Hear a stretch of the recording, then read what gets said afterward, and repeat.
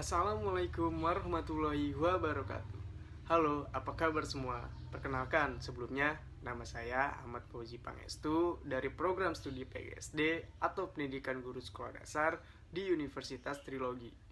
Pada kesempatan video kali ini, saya akan mempresentasikan materi perkembangan anak masa prasekolah untuk memenuhi ujian tengah semester pada mata kuliah Psikologi Pendidikan dengan dosen pengampu yang terhormat Ibu Febrianti Yuli Satriani, SPDI MPD. Perkembangan adalah perubahan yang progresif, baik itu secara kecakapan, kematangan, fisik, emosi, dan pikiran.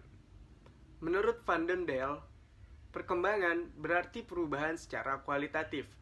Ini berarti bahwa perkembangan bukan sekedar penambah beberapa sentimeter pada tinggi badan seseorang atau peningkatan kemampuan seseorang, melainkan suatu proses integrasi dari banyak struktur dan fungsi yang kompleks. Menurut F.G. Monks, pengertian perkembangan menunjuk pada suatu proses ke arah yang lebih sempurna dan tidak dapat diulang kembali.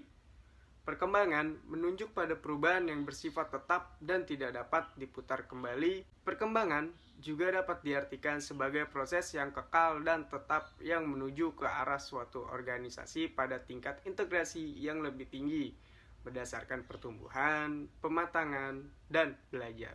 Bisa kita ketahui, perkembangan tidak dibatasi dengan pertumbuhan semakin besar, melainkan terkandung dalam serangkaian perubahan-perubahan psikis yang berlangsung terus-menerus.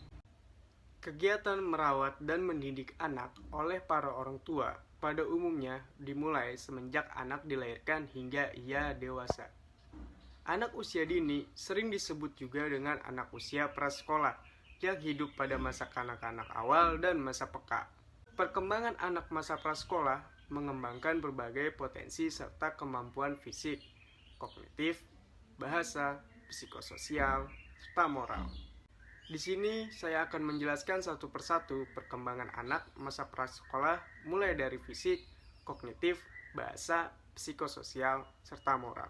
Yang pertama, ada perkembangan fisik yang ditandai dengan pertambahan berat badan dan bentuk tubuh yang makin mantap, kematangan, dan masa awal belajar, keterampilan motorik, serta kapasitas persepsi, yaitu kemampuan bagi anak untuk menerima, mengemban, dan memiliki tugas-tugas fisik maupun psikis yang tidak hanya tergantung pada kematangan saraf-saraf di otak, tetapi juga memerlukan kematangan otot-otot dan rangka serta fungsi-fungsi fisik.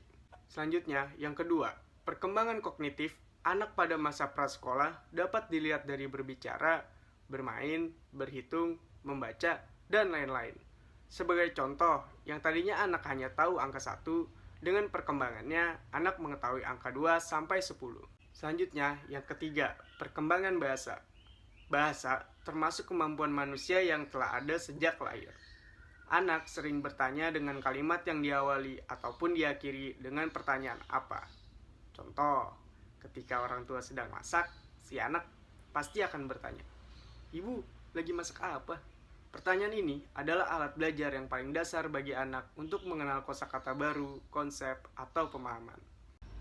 Yang keempat, selanjutnya, perkembangan psikososial. Hal yang terkait dengan perkembangan psikososial berkaitan dengan munculnya rasa kegembiraan yang tinggi, memiliki kelebihan energi.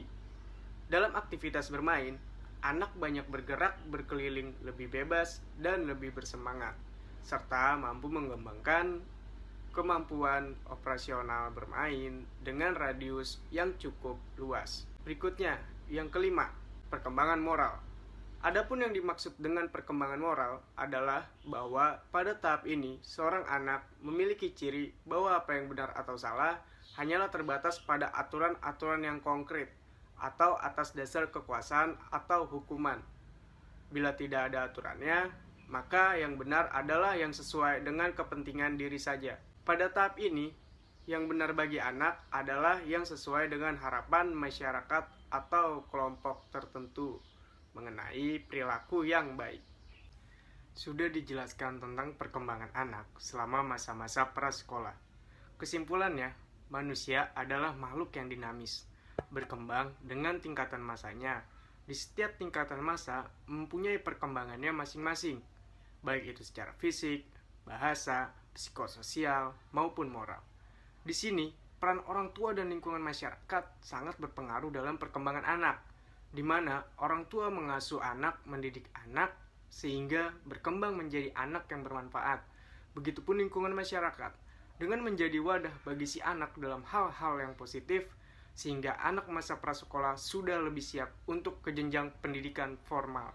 Di sini kita lebih kelihatan raw input, proses, input, output, sampai outcome. Jadi itu feedback ke masyarakat dan diri, begitupun keluarga sendiri. Terima kasih. Assalamualaikum warahmatullahi wabarakatuh.